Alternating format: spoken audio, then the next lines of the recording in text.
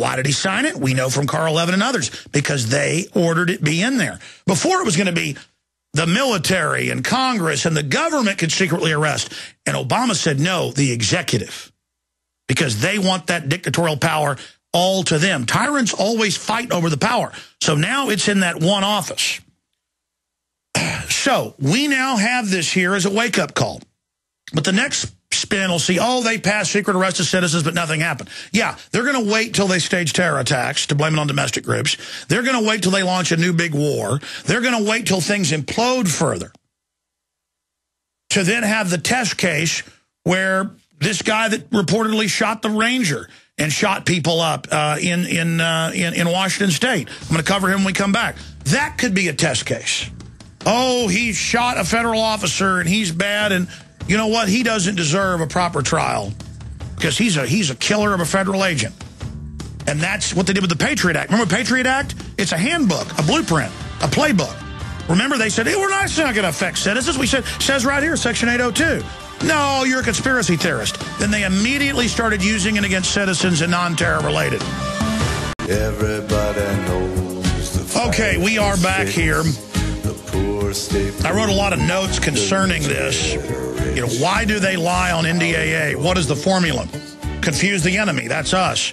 Our government has been taken over by foreign banks. Get that through your head. They are weak, and they want to slip it in slowly. They are waiting for a good test case to sell it to the public to roll it out. They are waiting for the right crisis to bring this system out to the full public. They are already killing U.S. citizens extrajudicially and saying they'll do it domestically. They were already doing everything that's in the NDAA. And again, why are we surprised by all Obama does is lie? He said he'd veto it. Then he signs it. Now he says, don't worry, I won't implement this, though. It's up to me. He'll lie to you there. Because that's what they do. That is their formula. And I mentioned the Patriot Act. You can just type in Patriot Act used in non-terror-related cases. We've done an analysis. Thousands of times per state per year, they just violate the Bill of Rights and Constitution. They have Time Magazine, Newsweek, putting the Constitution down. They actually tell people on the news, the central bankers will fix our problems, and the Constitution is what caused them. And then give no proof when it's the banksters that did this. Now, I want to get to this article out of the Seattle Times, massive manhunt after ranger slain outside Mount Rainier. And there's a photo of the soldier. And it's, you know, he's got his evil assault weapons, and oh my gosh, it is terrible. There was a late night party, and supposedly a bunch of people got shot at that event. And then the main suspect raced away in a car, and he drove past a checkpoint. So another lone ranger parked in front of him, blocking him on the road in the park. So he's the main suspect in shooting her. It said the SWAT team waited hours, even though they were there, to go up and help her because they were afraid he might shoot them. I mean, what did you sign on for this for? I mean, nowadays, if we had a UT Tower shooting, it'd be 3 days before the SWAT team went in, waiting for the feds to arrive and tell them what to do. In the old days, people just charged in there and killed the guy. Citizens started firing, keeping him pinned down. Nowadays, in fact, it says here, I was reading this earlier in the day, just a massive amount of time that they sat there.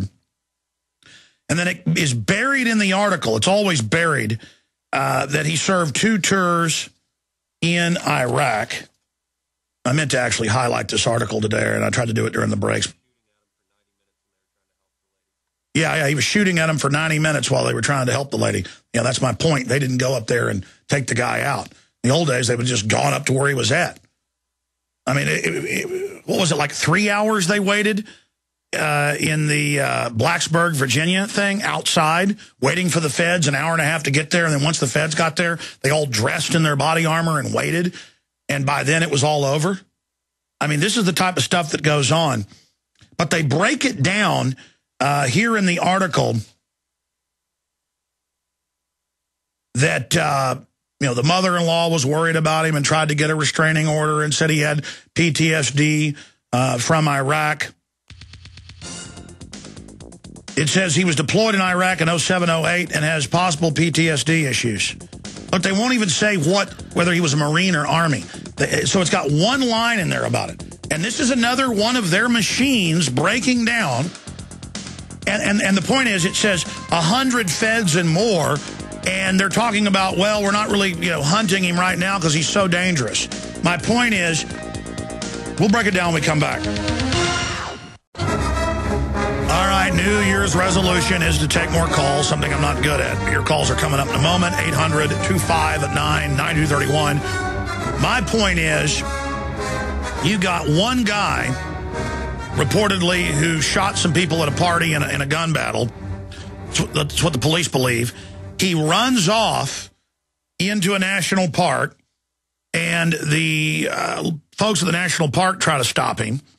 He reportedly kills a park ranger, and then you read the article, it says the feds have got a drone looking for his infrared, and they haven't found him, and that he's so dangerous, they're still theorizing, thinking of what they need to do before they go in. This is one guy with some guns who's willing to use them. All these people go, oh, they've got drones and helicopters. Oh, no one can defeat the federal government. If there's a civil war, they're going to come and they're going to get us. No, what they're going to do is shut down the cities and let people start starving. That's all they can do is barricade cities. You try to send people out door to door to take guns, and it's over. The American people know what's going on. They're arming to the teeth. Most of the military are great men and women, and they know what's going on. They're donating to Ron Paul in record numbers. But what do you do when you get pulled over by some crazy cop? It happens all the time to people who's been in Iraq and Afghanistan for 5 tours, and you argue with them about the fact that you weren't speeding, so they taser you and break your jaw or kill you. You've seen these videos of these high and tight, they're always former vets, totally crazed, and they pull somebody over and don't like what you say, and they go crazy on you. I mean, that's the old thing of after World War II and Korea and Vietnam. In every community, it was like, leave that guy alone. He's an old vet. Leave old Bobby alone. He'll go crazy on you, because they don't care. They'll just start killing people. You don't just kill a bunch of people and do all this stuff, and then it stops. You get addicted to it. Not that you even like it on average, but that it's what you know how to do. That's why you don't want a military domestically, because the military kills people and breaks things. A peace officer defuses, helps communities, and then uses force if they have to. Because when you use force on somebody, ladies and gentlemen, it comes back on you. When you use force on somebody, even in the right, it leaves scars on you. But if you do things, except for the most evil people, and that's a very small percentage, most of our troops that are even doing bad stuff are not bad people. Most of the police who are doing bad things aren't evil people on average. They're delusional, they're stressed out, they're crazy. And the last group they need to be hiring as police are combat troops that have served more than 2 tours. It might be good to have a cop who's been in the military serve a tour if they aren't crazier than a bloody March hare. But they want the, quote, tough guys that'll crack the heads of the American people. They try to soup them up. They try to get them in a combat stance towards the American people. And I'm going to tell you right now, we're going to come back to your calls. I'm going to tell you right now what's going to happen. As more park rangers get killed, as more cops get killed, as the police get more and more paranoid about the public and see us as the enemy, and see veterans as the enemy. There's a paradox. The police are full of veterans, but they're also taught the veterans are the #1 threat. And in a way, it's true, because they're trained killing machines who are committing suicide in mass at record numbers.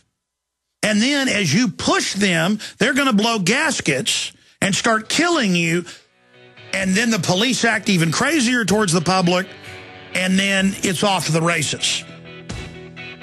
De-escalation is the key word here.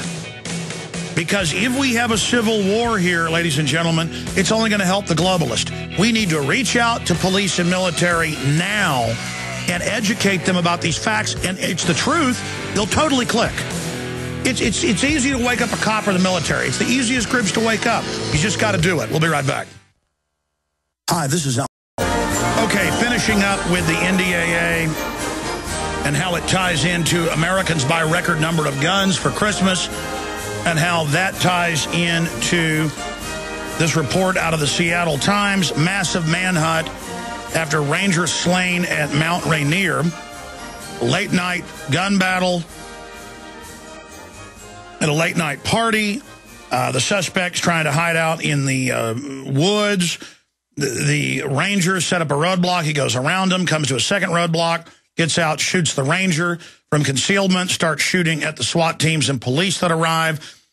He has been found dead. They don't know if he committed suicide or if he died from wounds in the shootout, but this just came out. Pierce County officials say the Iraq war vet, notice they won't say Marines or Army, being sought in the killing of a Mount Rainier National Park ranger, has been found dead in a ditch near his car at the crime scene. Yeah, they probably killed him in the gun battle, but they waited just forever to even go up around it.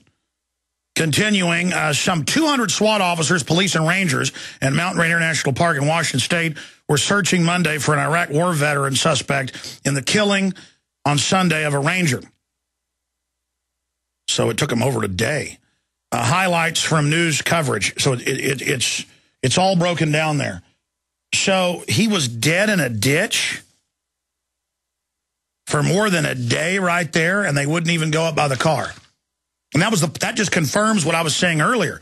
Hundreds and hundreds, it said over 100 feds with hundreds of other local police all just saying, we're not even going to try to go down the road. He might get us. Oh, bring in the drones. And again, I'm just saying it's a change in policing. Because in the old days, people didn't have to talk about how macho they were all day. In the old days, police were trained just to charge in. You know, if you got shot, that's what you signed up for. Yeah, the tower shooting is a great example. We've actually had that Texas Ranger in here. He was an Austin cop at the time. And the locals all just got out their guns and kept the guy pinned down, or he would have killed many more. And the police just went right up the tower and right up there to kill the guy. And by the way, he started shooting at him, and they just went in with, took him out with shotguns. But, I mean, Blacksburg, it was over 3 hours they sat there while he was in there killing people. And then they say, don't have guns. And then they said they locked the park down and wouldn't let people get out while he was doing it miles away. I mean, look, I'm in a national park, and they say we're locking you in the basement for a day because somebody's got a gun. I'm like, no, I'm not going to sit here and wait in a basement for somebody somewhere in a park to come kill me. The answer is guns to protect yourself from people like this. Now, to be clear, the average military man and woman is incredibly dedicated. All the statistics are there, hardworking, good people. But if you put them in more than 2 or 3 tours, statistically, people start to get really screwed up. That's just PTSD. It's a real deal. My issue is this is a problem, reaction, solution paradigm. The social engineers know full well when they have people serve 2, 3, 4, 5, 6, 7, 8, 9 tours. I was on that aircraft with that Air Force MP captain. He was going to bury his buddy at Fort Hood. They had the casket on board the Southwest Airlines craft. I talked to him for 3